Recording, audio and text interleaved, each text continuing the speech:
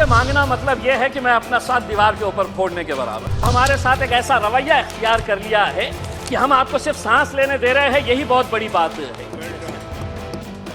इसीलिए मैं आपसे रिजर्वेशन कैसे मांग सकता हूं? आपको यह मानकर चलना पड़ेगा कि मुसलमान भी इस देश का एक बहुत बड़ा हिस्सा है, उसके साथ भी इंसाफ होना चाहिए। जरांगे पाटिल का हम सम्मान करते हैं कि एक सामान्य छोटे से गांव का एक आदमी ने पूरे महाराष्ट्र की सरकार की नाक में दम कर दिया कि मेरे समाज के साथ नाइंसाफी हो रही है, उसको इंसाफ मिलना चाहिए। मुसलमानों के बारे में भी सांसद कहते हैं कि मुसलमानों को भी रिजर्वेशन देना चाहिए, लेकिन मैं आपको ईमानदारी के साथ कहता हूं, मुझे आपसे मांगना मतलब यह है कि मैं अपना साथ दीवार के ऊपर फोड़ने के बराबर, क्योंकि आप लोगों ने तो हमारे साथ एक ऐसा रवैया इख्तियार कर लिया है कि हम आपको सिर्फ सांस लेने दे रहे हैं, यही बहुत बड़ी बात है। इसीलिए मैं आपसे रिजर्वेशन कैसे मांग सकता हूं? लेकिन अगर इस मुल्क को तरक्की करना है, इस देश को तरक्की करना है, तो आपको यह मानकर चलना पड़ेगा कि मुसलमान भी इस देश का एक बहुत बड़ा हिस्सा है, उसके साथ भी इंसाफ होना चाहिए। तो अगर आप सभी समाजों को साथ में लेकर जाएंगे जी। राणे साहब, जिस्म का एक हिस्सा अगर कमजोर हो गया तो वो ताकतवर जिस्म नहीं कहलाता है, वो अपाहिज हो जाता है, वो हैंडीकैप हो जाता है।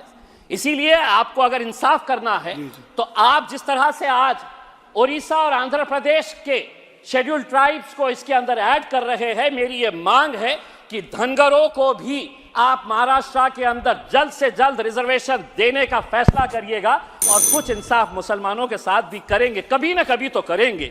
एक ना एक दिन आपको यह एहसास होगा कि नहीं, ये भी मेरा एक भाई है, इसके साथ भी इंसाफ होना चाहिए। आप ये भी अच्छी तरह से जानते हैं कि धनगर और धनगढ़ एक ही है। धनगर समाज के सभी लोगों का कहना है कि दूसरे राज्यों के अंदर चूंकि वहां पर धनगढ़ लिखा हुआ है और महाराष्ट्र के अंदर इन्हें धनगर बोलकर बुलाया जाता है, तो महाराष्ट्र की सरकारों ने इन धनगरों के साथ कैसी नाइंसाफी की। कहते हैं कि नहीं, ये स्पेलिंग मिस्टेक है, आप धनगर नहीं है तो आपको एसटी के अंदर हम इंक्लूड नहीं कर सकते हैं।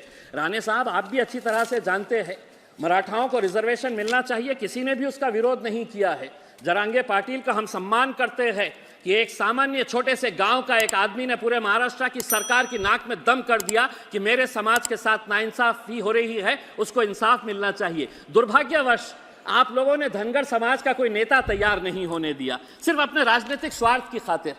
धनगरों की आबादी कितनी है? धनगरों की 45 जमातें जो है, ट्राइबल जो है, वो महाराष्ट्र के अंदर है, लेकिन उनका पॉपुलेशन कितना है अगर पूछेंगे तो कोई नहीं बताएगा।